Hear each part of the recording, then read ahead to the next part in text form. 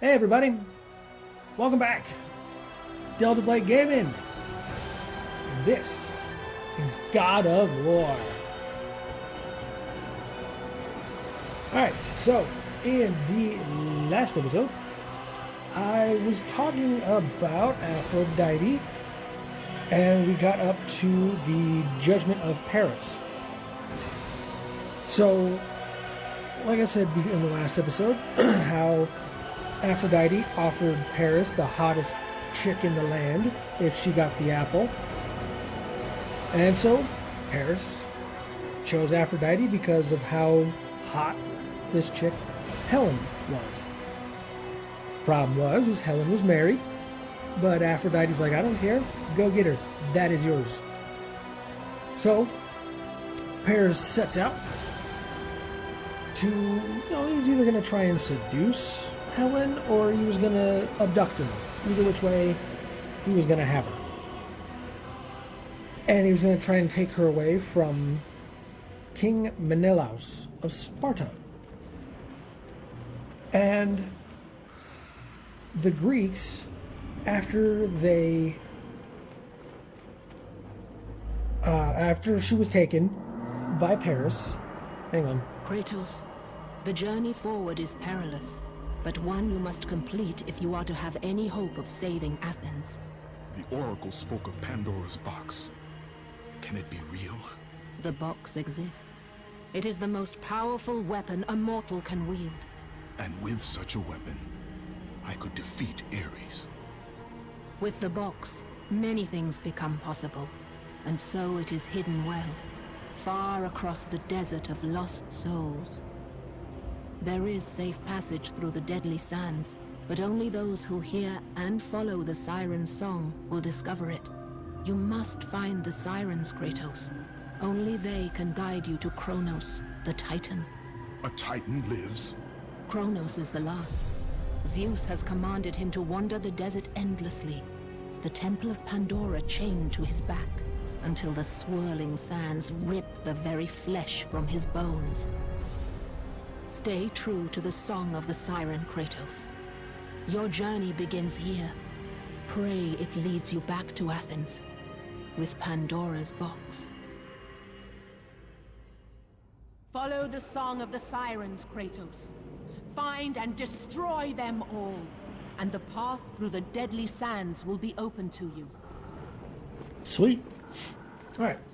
So, the Greeks, after Helen has been abducted, their efforts to get her back is basically pretty much what started off the Trojan War.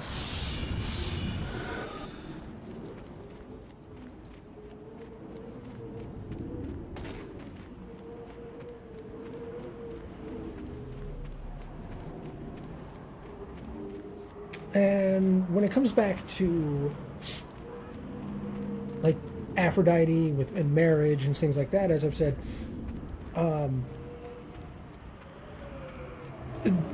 back then Greek marriages were based on, alliances between families, making a bigger family and so on and so forth. And kind of like the story with Helen and the whole basis for the Trojan War kind of shows, it doesn't have to be about, merging families, because, Paris was like, dude, she's hot. I love that chick. I want to be with her. It had nothing to do with, who her parents were, her lineage, or anything like that. So it kind of showed, with them trying to wrestle with the issue that, hey, maybe only marrying to strengthen alliances and families and stuff like that, maybe that's not exactly the best thing to go about.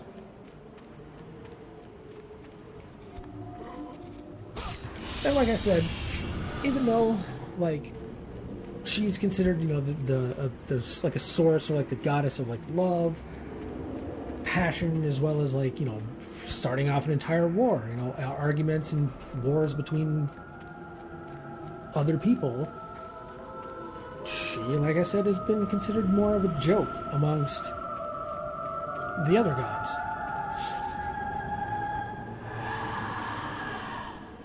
In Greek mythology, she's married to Hephaestus, who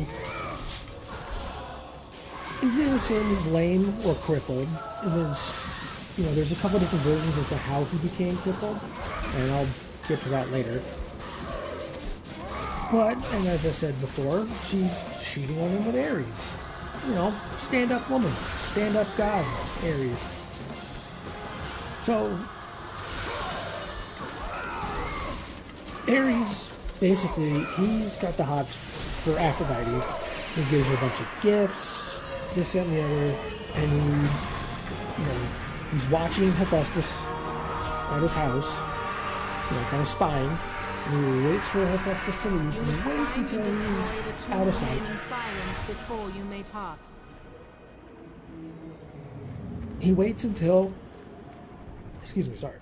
waits until Hephaestus leaves, and then he goes into their house and has a little, wink, wink, nudge, nudge time with Aphrodite.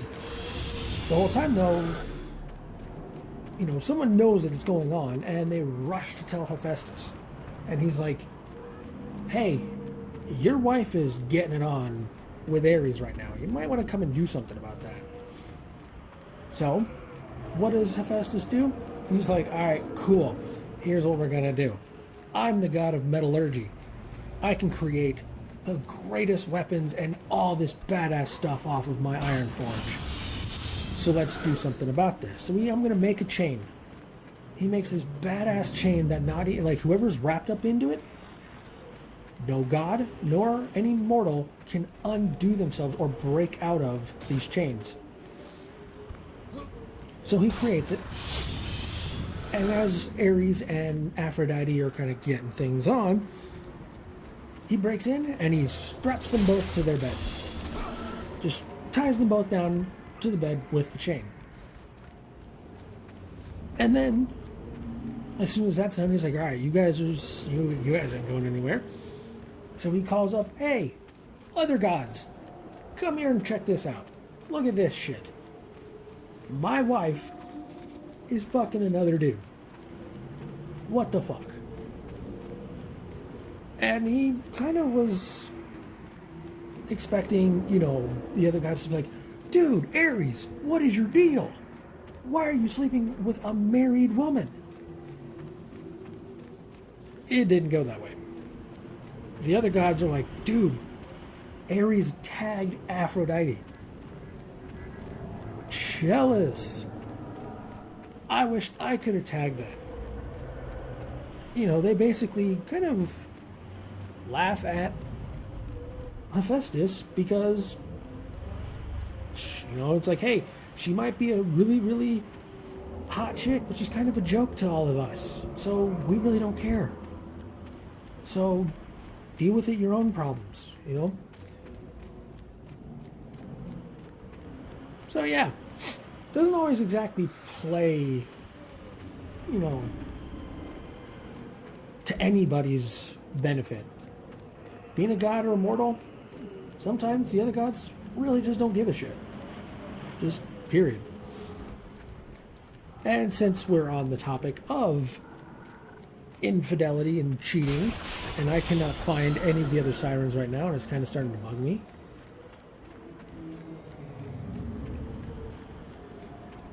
Infidelity was kind of, I don't really know how more common it is in current days time, but it was kind of relatively frequent in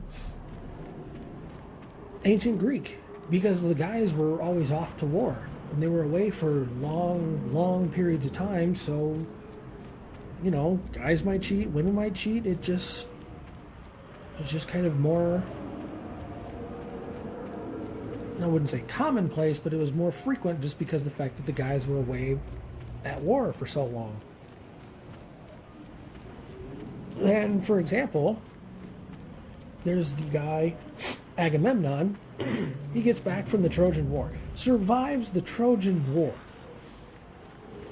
but because of the fact that he cheated on his wife, he actually brings back another chick as like a quote-unquote war trophy. And says, hey, this chick is now part of the house. His wife does not like that, so she kills him. You know, how about that shit? You know, you survive like a big major war, but because of the fact that you can't keep your dick in your pants, you get killed when you get home.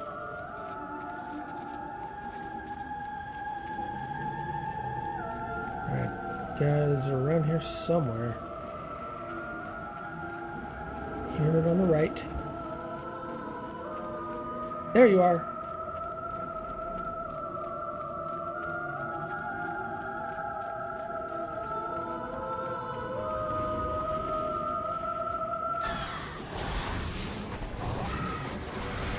Alright, now we can also see examples when it comes to Aphrodite of being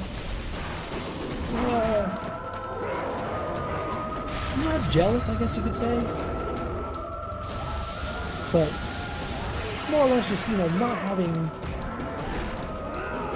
thin enough skin to, you know, understand that, yeah, you know, I'm not, just not worshiping. You know, just not be able to come to terms or something like that. So, on the island of Cyprus, there's the city of Paphos. And Smyrna, or Mira, which, you know, whichever you want to, depending upon, I think it's the Hesiodic version was Smyrna, and then it's Mira in the Homeric version, or the Roman version. I can't remember. But she's not really, like, worshipping Aphrodite all that well, or, you know, to the standards that Aphrodite's like, you have to follow these orders, these rules when worshipping her. Well, so, because that didn't go too well, and Aphrodite didn't feel like, I'm not getting worshipped enough. So, because of that, I'm going to make you fall in love with your dad. So, yeah, that's a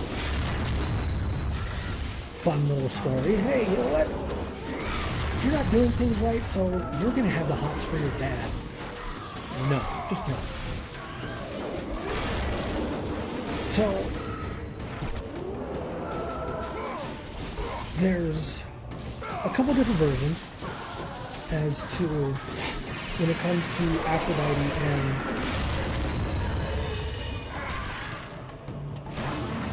Adonis, or Persephone, I should say, sorry. So Adonis is this, like, really hot dude. Alright, now we're gonna find one more. Like I said, there's this really hot dude named Adonis. Really, really hot dude. And Aphrodite and Persephone, they both fall in love with him. And that's the one version. On the second version, Aphrodite falls in love with him after she accidentally gets pricked by one of Cupid's arrows. She basically, you know, Cupid was like, hey, let me aim for, oh shit, I hit her. Alright. Not who I wanted to hit, but you know what? Works for me. So, later on, Adonis, he gets killed by a boar. And there's that version where he's out hunting and all of a sudden the boar just, yeah, and kills him. And another version, it said that Ares sends the boar to kill him because, you know, he's been tapping Aphrodite, and Aphrodite's like, oh my god, I love this other dude. So, you know, jealous much? And Aphrodite becomes heartbroken after his death, and she does the whole funerary rites and everything like that. And she takes Adonis's blood, and she mixes it with what is known as the nectar of the gods, and that produces the anemone. Sounds like fucking Finding Nemo. Anemone. So it produces the anemone flower. I've seen them a few times, but most of them have always been around, I think around cemeteries. They're the flowers that are like blue, purple, and like white. I mean, if you just look it up, it's right there. I can't think of like any other way to describe it looking at my notes of them. And again, because the fact that she's seen as a joke, the gods are like, really? This chick, who's a goddess, falls in love with a regular guy. Who's gonna fall in love with a mortal? Why would any god want to fall in love with a mortal? No, just ew. Kind of thing. And at the same time, it's also seen as really, really sad because she's extremely heartbroken that he ended up dying. And both the funny as well as the sad emotions are tied to one of her rituals called the Adonia. So the Adonia is, it's a ritual it's only for women.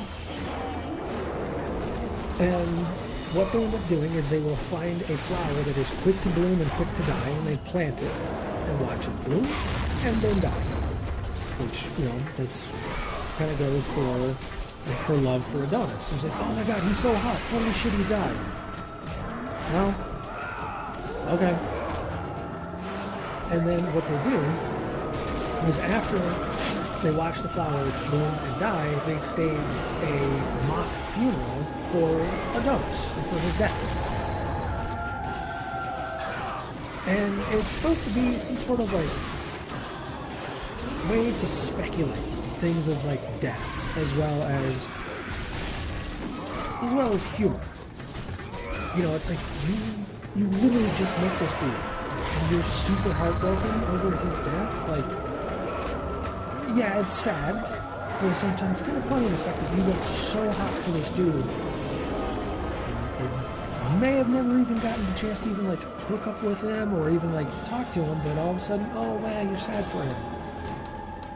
So it's supposed to kind of be this like twisted version of like humor, uncoupled with I'm sad kind of deal.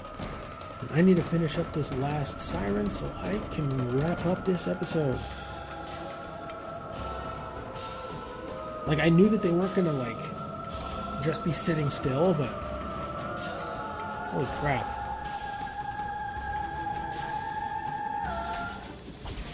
And she stopped singing, thank God. Damn it.